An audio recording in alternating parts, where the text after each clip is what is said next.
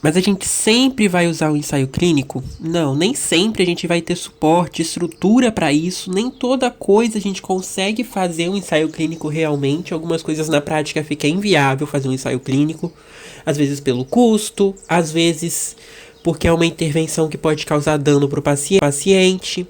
Então a gente faz estudos observacionais sobre a intervenção que foi feita pelo médico na prática. Por exemplo, o profissional passou o medicamento tal para o paciente, independente do estudo, e a gente observa, olha, os que tomaram tal medicamento melhoraram, os que tomaram tal medicamento não melhoraram. Mas aí a gente tem um problema, que é o confundimento por indicação.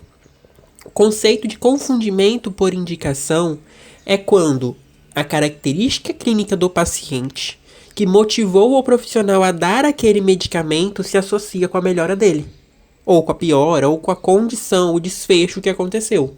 Vamos um paciente com uma condição hipertensiva sintomática, ou seja, ele tem a hipertensão sintomática elevada com lesão de órgão-alvo. Esse paciente ele tende muito mais a ter uma indicação e começar a tomar losartana do que um paciente assintomático que às vezes passa despercebido.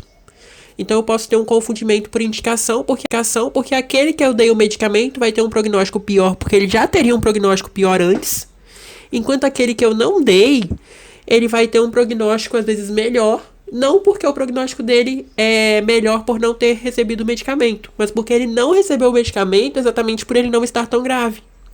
Então esse tipo não vai entrar no confundimento por indicação, que é um problema quando a gente vai para um estudo observacional. Uma outra opção é pegar a base de dados grandes, de dados clínicos, por exemplo, o ESUS, o DataSUS. DataSUS, no caso, seria mais para estudo ecológico, mas os dados do ESUS, eles permitem que você consiga fazer um estudo sobre essas intervenções ou prontuários em grande quantidade e fazer essas análises. A mesma dificuldade acontece aqui, que você não consegue controlar tão bem as variáveis de confusão, você não consegue ter essa delimitação de quando é uma indicação, de quando não é, se a indicação talvez não estava relacionada com a condição do paciente, aquele que não teve a indicação, não teve determinada condição que pode ter agravado o problema. Então tudo isso afeta bastante. E ainda existe uma terceira coisa que a gente tem que pensar aqui. Quando o ensaio observacional, ele pode ser melhor que o ensaio clínico, às vezes. Não por ele ser exatamente melhor, porque o clínico ele vai mostrar pra gente exatamente o efeito daquele medicamento. Mas o estudo observacional ele tem uma característica interessante, que ele consegue mostrar a realidade na prática mesmo. Vou dar um exemplo aqui, que o ensaio clínico prova que não funciona, e o estudo observacional vai demonstrar que funciona, apesar de que nesse caso o ensaio clínico tem uma tendência a estar mais certo. Mas isso mostra algumas coisas sobre a prática pra gente que a gente às vezes passa despercebido. Suplementação de vitamina D.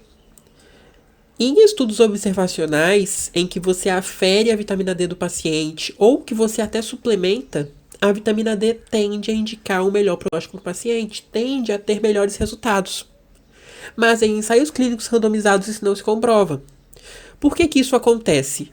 Porque os pacientes que recebem a indicação de utilizar a vitamina D são aqueles que cuidam mais da saúde deles, porque eles estão procurando cuidar da sua saúde, provavelmente eles estão também procurando fazer alguma dieta, estão procurando ter uma alimentação mais saudável.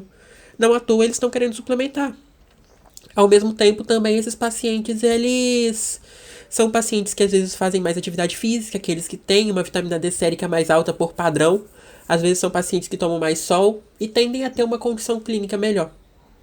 Mas, quando a gente leva isso para um ensaio clínico randomizado, a história é outra. A gente consegue ver que a suplementação em si não muda o prognóstico dos pacientes se a gente tem pacientes igualitários, se a gente consegue igualar as outras variáveis, como exposição ao sol, exercício físico, alimentação, dieta. Se a gente iguala tudo isso, a gente vê que a vitamina D não faz tanta diferença assim, suplementar ela.